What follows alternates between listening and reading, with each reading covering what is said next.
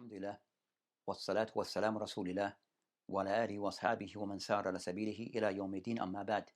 So we continue to discuss the book that is referred to as At-Tadhkira fi al-Ulum al-Hadith by Hafid ibn Lakin rahimahullah, where he covers concerning matter that relates to ilm al-Hadith, and more so for the person who's a beginner. So we'll be covering this particular book and regarding the different type of anwa al-Hadith that you have mentioned, and continuing concerning these type of hadith that you have mentioned, we'll be discussing what he mentioned next in this book, that he mentioned وَمَنْ اختلط في آخر عمري من الثقات وحرف منهم ومن رأى قبل ذلك عنهم قبل وإلا فلا. Then he mentioned regarding of those matters that he discussed concerning that, of the matter that he relates concerning من اختلط, as regarding concerning the person who falls into اختلاط في آخر عمري من الثقات, of those who are said to be in his last days of his life regarding الثقات. And then he mentioned وحرف عنهم ومن رأى قبل ذلك عنهم قبل قبل وإلا فلا. Then he mentioned regarding concerning and those who are on the fringe, on the fringe of this, and also من رأى قبل ذلك عنهم, and also those who narrated upon them in those last before then it is accepted, وإلا فلا, and those who did not, then it is rejected. So with this particular topic, he's discussing concerning what is referred to within the ulama hadith concerning that is referred to as al-ikhtilat. So regarding our mukhtalit, regarding concerning of those cases that occur regarding of narrators, where it is referred to as ikhtilat. So we discuss concerning what is this, what are some of the main topics or some of the certain points regarding this particular discussion. So the first concerning that he discussed concerning of this matter concerning khalata min al-thiqat, regarding concerning of those thiqat who falls into khalt, that they find somewhat that things change for them. So things kind of somewhat change for those narrators. So for this particular matter, al-khalt, main concern the ikhtilat concerning that fasata al-rahi or al-aql, with a person that their way of thinking have somewhat changed. So the person concerning fasad al-aql, with a person thinking of somewhat changed. So it's concerning that meaning lugatan. So as for what is intended regarding concerning that istilahan, they mention al-ikhtilat afat aqliya turit fasad fil idrak. So what is meant by this concerning that fi idrak wa tusib al-insan fi akhir umri. So what is mentioned regarding concerning ikhtilat is a condition where a person that affects the person's mind, a condition that affects the person's mind, where the person doesn't grasp thing as before. The person somewhat, the mind of the person have somewhat now changed by this condition, which is loss of memory. So it's a condition where the person have lost of their memory and not able to grasp things correctly. So this is the matter which is called al-ikhtilat. So and that mainly occur, or that can occur mostly at the person concerned, at the person can get the last years of his life, So that's concerning that matter that relates to al-ikhtilat. So that's concerning what is meant by ikhtilat concerning istilahan, according to ulama, with a person of somewhat of loss of memory. This may occur due to the person of the latter part of his life, or for other factors, like a condition the person may experience. So regarding concerning ikhtilat or mukhtalit, as they refer to as mukhtalit, regarding the narrators, that the second point is regarding what's the importance of this particular point. So regarding concerning ikhtilat, of the benefit of this is regarding concerning that is being able to identify concerning that the affairs of the narrators, regarding those who are thiqat, were there any factors that may have impacted upon them where it affected their level of preciseness, their level of doubt. So that's concerning this particular matter. So it's regarding concerning those narrators who may be said to be thiqat, reliable at one point in their life, but things somewhat changed for them later on in their lives. So it's no concern that is narrator and the part where before and after this change occur. The one before accepted, and the ones after it is unaccepted. And also the same thing regarding those people who heard from him before is changed, the church that before he went through this experience or this changed or this condition, and those who heard after. So that's concerning knowing how to make that distinction regarding narrators who have been affected by ikhtilat, by loss of memory, what occurred, and regarding taking from them before and taking from them after. So Al-Author Rahimullah, he mentioned regarding concern that not one, regarding the hukum in general, regarding those people who are affected by loss of memory. Before they were affected by this, then the hadith is accepted.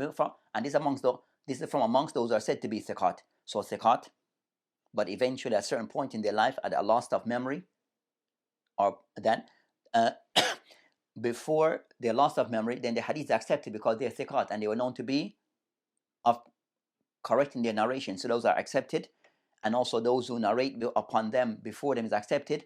As for themselves and those who narrate upon them after their ikhtilat, then the narration is dismissed. The narration is then dismissed and not accepted, as mentioned by the author rahimahullah. The next point regarding al-Mortality, those narrators who fell into this situation, that the reason of why a person may fall into this, that it could be one regarding concerning that, as mentioned, that the person's mind is affected, the person lost of memory. So there could be concern that loss of memory, why the person experienced this. So the reason of this experience could be a loss of memory, which is straightforward, and this is because of the person of seniority in age. So the person may get older, so you have loss of memory. So the reason for loss of memory because of old age. So that's concerning from kibr, of old age. You find concern of narrators who are noted for this is Ata ibn Sa'ib al-Thaqafi. So Ata ibn Sa'ib al-Thaqafi, that as mentioned, اختلط في آخر عمره, that he became somewhat senile, loss of memory in the latter part of his life. So regarding concerning narrators, of those type, that category, before ikhtilat, acceptable, after ikhtilat, unacceptable. Also of those I mentioned that do not fall into this concern, that you have Abu Ishaq al-Sabi'i,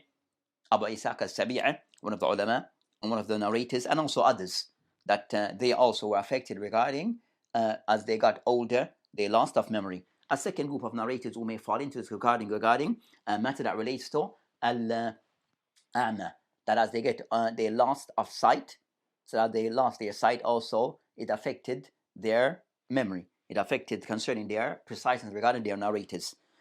Say, for example, Abdul Razak al-San'ani,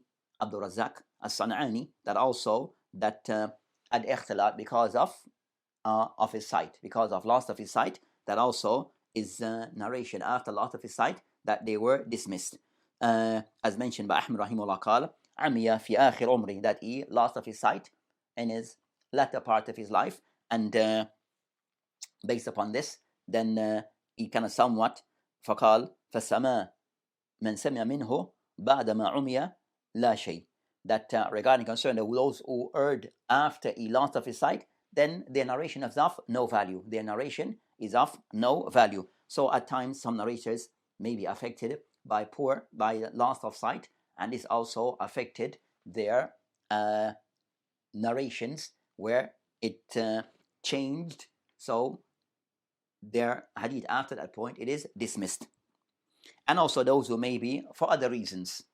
Others may be concerned that ikhtilat may occur because of other reasons, such as those who kind of some that of those that have been mentioned regarding concerning that the loss of their books, where they had their books and they used to narrate upon their books, but after the loss of those books, you either loss of the because the books were lost or they were burnt. So after them, when they narrate from their memories, then they had errors. They fell into errors when they narrated when they narrated from their memory, not relying upon their books. So of those who used to rely upon their books, but after the loss of their books, for whatever reason may be, then their narration is somewhat considered to be weak. Their narration considered to be weak. So this was concerning of those concerning Abdullah ibn La'iya. So Abdullah ibn La'iya al-Misri, who fell into this, that when he lost his book, then also have impact upon his narration, and others because of maybe their mihna, the type of job that they had. So some of the narrators that because of the job that they had at times, that also they their narration somewhat changed because of the work and the jobs that they had. So it's concerning of narrators that to note that their narration may be affected, even though they are thiqat, but they didn't remain as precise in their narration throughout their life. At a certain point of their lives, that things changed for them because of maybe old age, as they get affected their memory, and also because of other factors. So at that point where the changes occur, then their narration was somewhat treated different. The narration were treated different. So as for the ulama rahimullah, that they have also tried to they have authored books on this particular topic, and of those who have authored a book on this particular topic that they mentioned regarding concerning al-iqtibat biman rumiya bil-ikhtilat, al-iqtibat biman rumiya bil-ikhtilat, and this is the book that is written by Al-Ajmi, so a book by Al-Ajmi that on this particular topic. So Ibrahim ibn Muhammad al-Bast ibn Ajmi that I've written on this particular topic, and a very important book regarding that particular topic, and also others who have written regarding that particular topic. So that's concerning those who have authored of books on that topic regarding al-ikhtilat. Then the author rahimullah, then he went on to discuss, Ibn Mulaqin rahimullah, what comes next. We mentioned وَمَنْ اخترق كتبه أو ذهبت فرجع إلى حفظه فساء. So as we mentioned, and that comes after, that's related to what we just mentioned regarding من اخترق كتبه, that those who also that their books were burnt, أو ذهبت, or got lost, their books got lost, فرجع إلى حفظه, and they can somewhat rely upon their memory, فساء, and then this was they fell into error.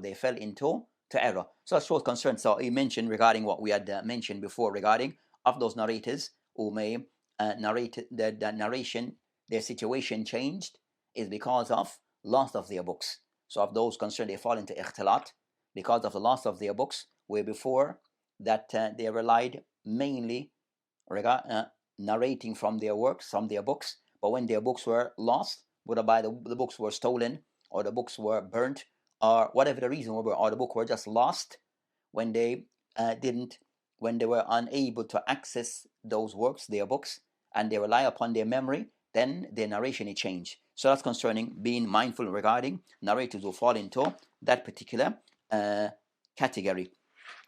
Then he mentioned after this, then the author rahimahullah, he mentioned وَمَنْ حَدَثَ وَنَسِيَ ثُمَّ رَهَا عَمَّنْ رَهَا anhu. Then he mentioned regarding concern that of those concerning that those who narrate upon those that he mentioned man haddatha wa nasiya, those who narrated and then they forgot.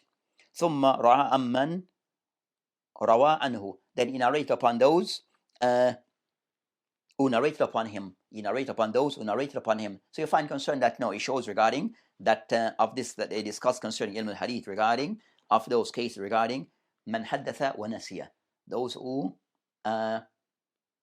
narrated hadith, but then later on they forgot what they narrated. They forgot what they have narrated. So it shows concern that these also, it occurs regarding narrators. So one case regarding An-Nisyan, so it's the person who previously narrated a particular hadith, then later on, then he forgot what he narrated previously. So they mentioned regarding that, so that's one of the situations. So because of the person forgot, so these cases may occur because of nisyan, of the person forgetfulness of what he narrated previously. So the person might narrate hadith, but he might say, ma adhkur. So a person might try to remind him of hadith that he mentioned previously, but he mentions, no, ma adhkur, I don't recall that hadith. So he forgot what he have written previously, or what he have narrated previously. Then also you'll find that that also you might find a case where they mention that a second scenario, a person that forgot what he narrated before and forgot what he narrated before. Then after a while he recalls. After a while he recalls. So the person narrated previously. Then second stage, he forgot what he narrated previously. Then the third stage of that person that he recalls that he narrated a hadith that he at some point rejected or forgotten. So that occurs regarding some narrators. You find this occurs with some of the narrators. So it just being mindful regarding that these things occur. And As-Suyuti rahimullah wrote a book or a talkhis for a book written by Khatib al-Baghdadi on this particular topic. So the general topic is regarding man hadatha wa nasiya, that a person who narrate a hadith but then forgot what he narrated. And at times you might find that person that the person may be reminded of this by a person that narrated upon him in bab of mudhakira, or but then he kind of somewhat mentioned that I don't recall narrating this hadith, but then later on he may recall and he may not recall this. But this is something that occurs at times between some of the narrators. Then the author rahimullah, so that's concerning that particular matter. The author that he continued by discussing concerning ومعرفة طبقات الرواة والعلماء والموالي والقباهل والبلاد والصناعة والحلية. So he mentioned والحلي, then he mentioned regarding of the final point regarding this particular book that he mentioned ومعرفة طبقات الرواة والعلماء, that he mentioned that of those things regarding in ilm al-hadith that a person should be mindful, should be aware, having awareness regarding tabaqat al-riwat, different levels of the narrators, and also al-ulama.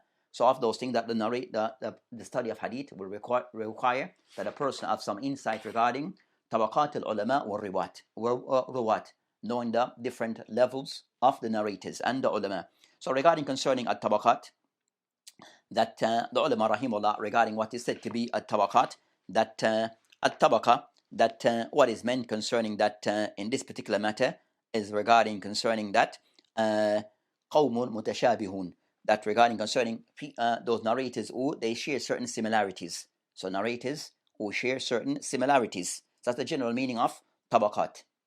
Narrators are qawmun mutashabin, qawm who after that share certain similarities.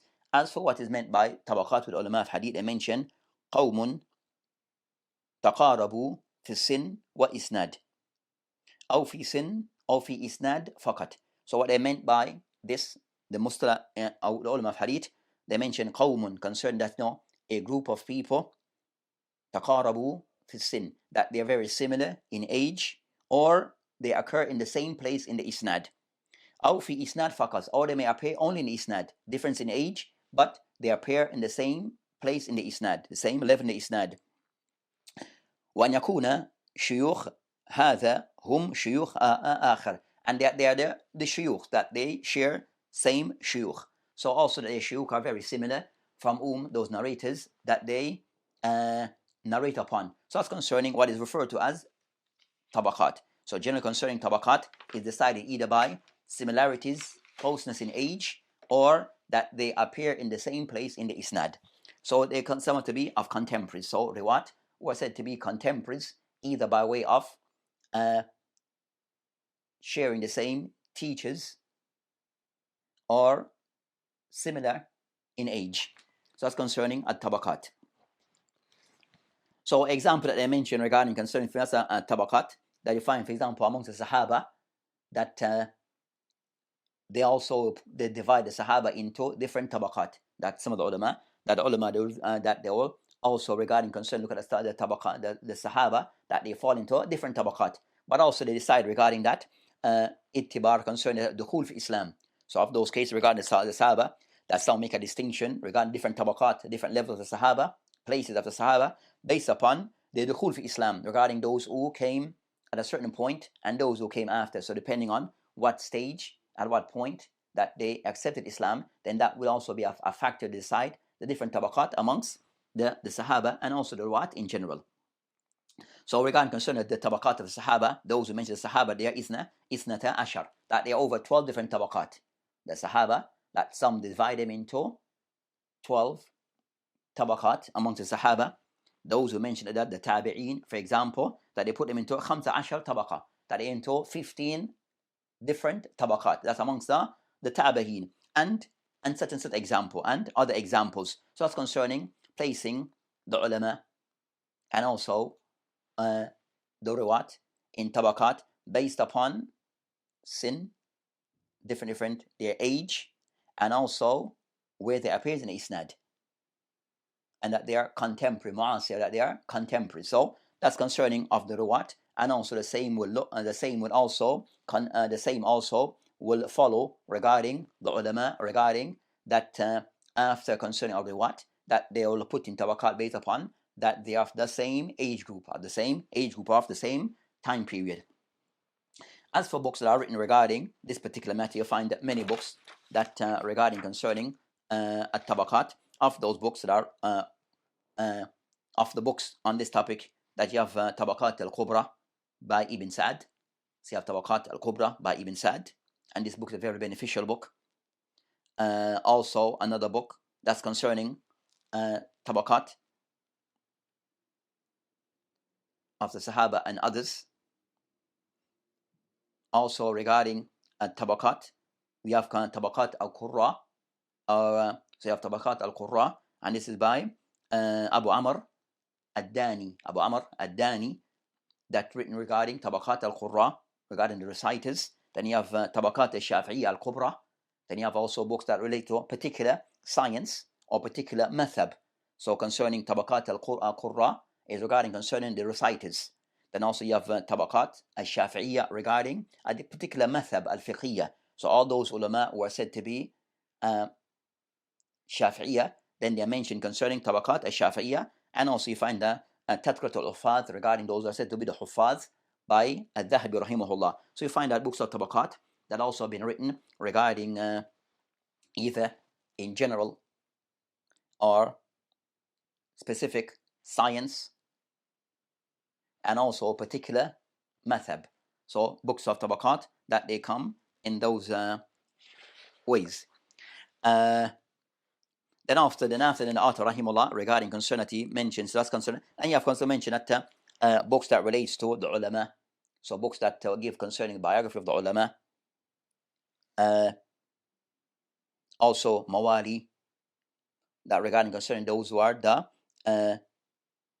non-free men and women, qaba'il, those who are said to be of different tribes, bilad, different countries, sina'a, and also different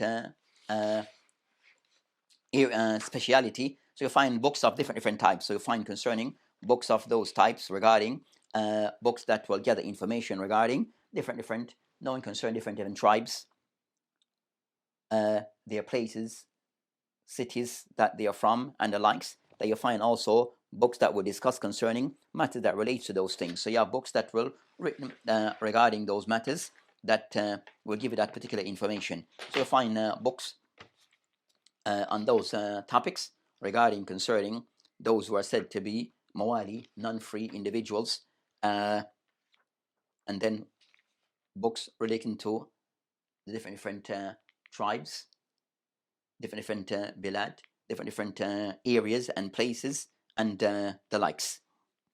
And also you might find a person may be attached to different the area of speciality regarding their field of trade and commerce.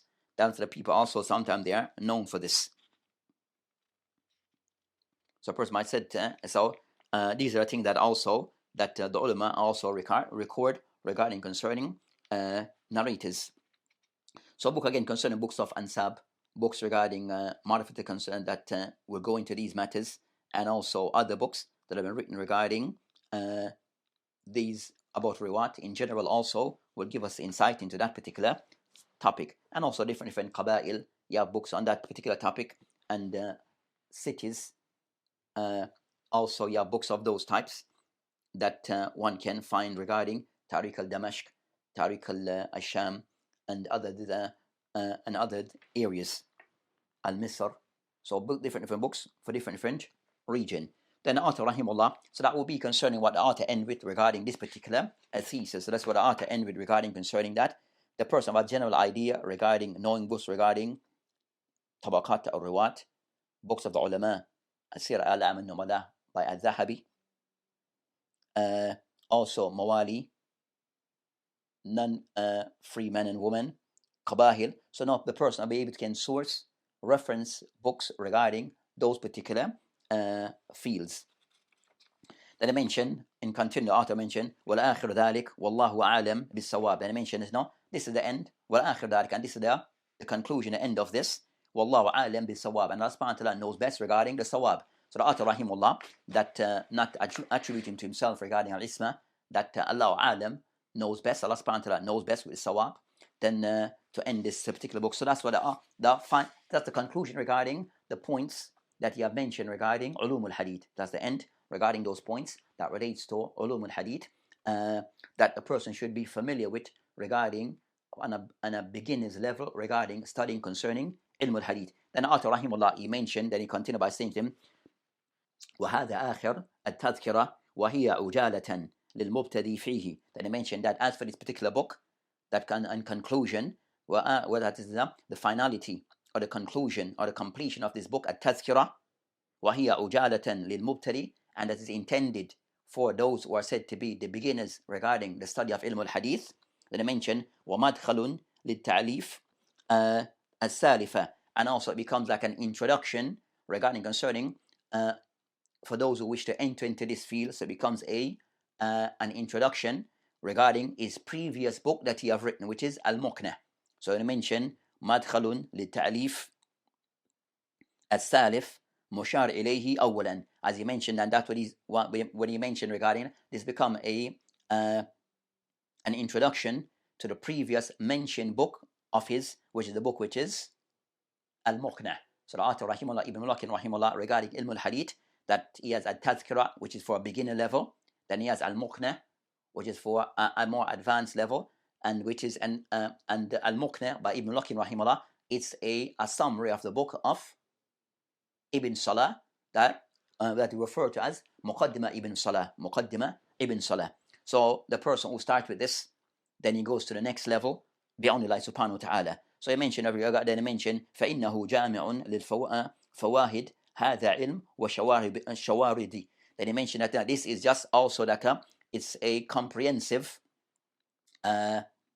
work regarding of important points regarding this particular ilm, and also bringing out some of the things of al-muhimmati, and also bringing out some of the important points and the fine points of this particular science, or fara'idi, again regarding that things of gems. وَلِلَّهِ الْحَمْدِ عَلَى تَيْسِيرِ وَأَمْثَالِ. And that Allah subhanahu wa ta'ala, he asks Allah subhanahu wa ta'ala, he prays Allah subhanahu wa ta'ala, and for Allah subhanahu wa ta'ala make things easy. Then he mentioned قال المؤلف رحمه الله فرغت. Then he mentioned فرغت من تحرير هذه تذكرة, that I completed writing, compiling of this tadhkira, this book that he referred to as tadhkira. Show that that he named the book regarding a tadhkira fi. That he mentioned that I completed writing of this book, author of this book that is referred to as tadhkira fi nahwi sa'atayn, and it took me 2 hours من سبيحة يوم الجمعة, on the morning of يوم الجمعة سابع عشر جمادى الأولى. And as for the date of this, it was Friday morning. It was the 17th of Jumada al-Ula. Some of the prints of this book, they have considered that they mention Sabi Ishrin. They mention Sabi Ishrun or Sabi Ishrin. Then that is incorrect according to the author of this one. So they mention that's the correct one. It is the 17th, not the 20, not the 27th. So mention some of the prints, they mention 27th, but this one of Sheikh Mutlaq Al-Jasir min Sheikh Al-Kuwait, that did the tahqiq of this book, that he mentioned that here he mentioned 17, not 27th. They mention as for the year 63 و700, that was the year of this book that was written was the year was 763 al-Hijri. أحسن الله بعضها وما بعدها في خير آمين. They mention Allah subhanahu wa ta'ala put goodness in this, and also for what comes after, that it comes with good. Ameen. And then he says Ameen. So that's concerning the conclusion of this particular work that is written by Ibn Mulakin rahimahullah regarding this book that he referred to as At-Tadhkira fi ulum al-hadith by Ibn Mulakin rahimahullah. who's Imam Abi Ali Umar ibn Abi Hassan al-Ansari al-Misri rahimahullah, who died the year 804, that year 804 al-Hijri. So that's concerning of those works that is written regarding Ilmul al-Mustalah. And as we mentioned, that this is, as the author himself even remind us, that is something for the beginners. So it's a book for beginners regarding of an understanding and to familiarize oneself regarding Ilmul Hadith. But this is for the beginning stage. Then there's other stage that a person have to seek to study regarding being properly equipped with Ilm al-Hadith. So that inshallah ta'ala will come to an end with this particular book. And inshallah ta'ala we hope that Allah subhanahu wa ta'ala aid us and guide us to al-haq and to sawab. And Allah subhanahu wa ta'ala give us the proper understanding regarding what we have read from this particular book. And if there's any khata, that is from ourselves. And we ask inshallah ta'ala that for those who are benefit, that may Allah subhanahu wa ta'ala make it easy for you and for us regarding having a understanding of this science concerning Ilm al-Hadith. And inshallah ta'ala that will be continuing regarding concerning go to the next level. So regarding studying of Ilm al-Hadith, then it's going to the next level. And the next level is regarding concerning another book that is for a more advanced level regarding concerning Ilm al-Hadith. So we'll choose another book to be studied regarding Ilm al-Hadith, and we'll have the videos and everything regarding concerning the videos that will go out regarding that particular next level regarding the study of Ilm al-Hadith. That is something the person should continue. So of those who have that love for Ilm al-Hadith, then it's to study concerning the next level regarding Ilm al-Mustalah. With this inshallah ta'ala will come to an end. وبالله تعالى توفيق وهذه إلى سبيل والآخر دعوانا الحمد لله. السلام عليكم ورحمة الله وبركاته.